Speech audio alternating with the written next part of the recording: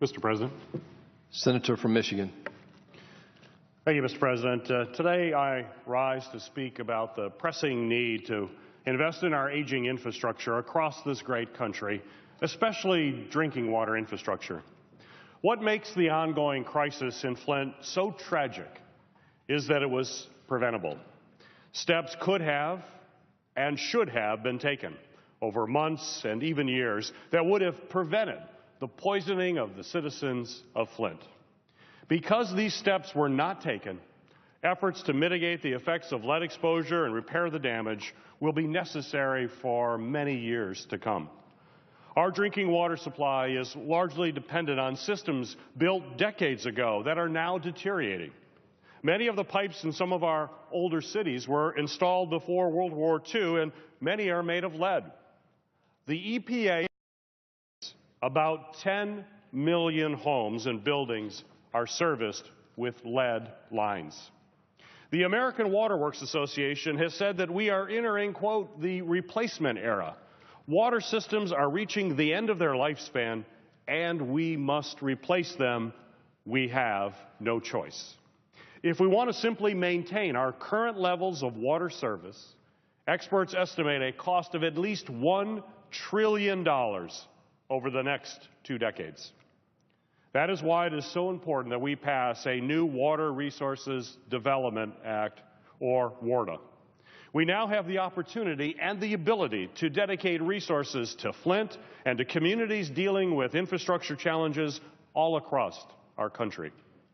The Environment and Public Works Committee listened to water experts, state and local elected officials, and the shipping industry, as well as stakeholders, to craft the WRDA bill that makes critical infrastructure investments in drinking and wastewater projects, as well as our ports and our waterways.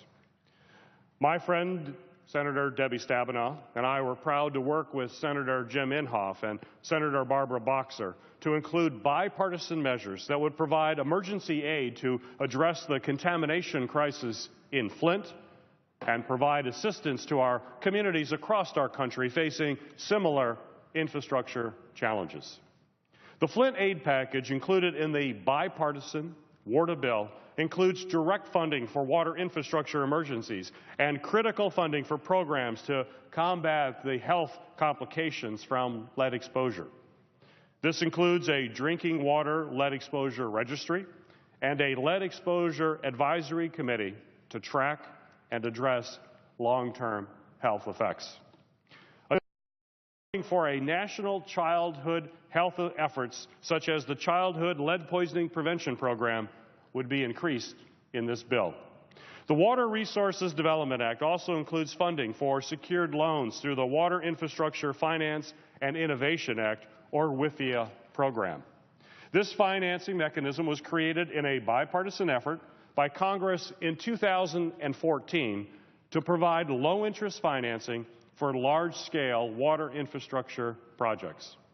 These loans will be available to states and municipalities all across our country.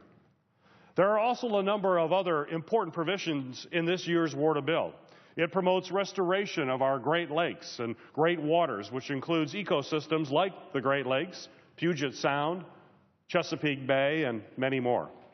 In fact, the bill includes an authorization of the Great Lakes Restoration Initiative through the year 2021, which has been absolutely essential to Great Lakes cleanup efforts in recent years. It is important to know that the Great Lakes provide drinking water for over 40 million people. The WRDA bill also will modernize our ports, improve the condition of our harbors and waterways, and keep our economy moving. A saying attributed to Benjamin Franklin rings especially true with this WRDA bill. He said, "An ounce of prevention is worth a pound of cure." If we make the necessary infrastructure investments now, we will preserve clean water, save taxpayer money in the long run, and protect American families from the dangerous health impacts of aging lead pipes. The Environment and Public Works Committee passed the Water Resources Development Act with strong, overwhelming bipartisan support last month. This bill is ready for consideration by the full Senate across our country, including the families of Flint, are waiting for us to act. I am hopeful that this body will do just that in the coming weeks, and I urge my colleagues to prioritize this common sense, bipartisan infrastructure bill for a vote on the Senate floor. Mr. President, I yield back.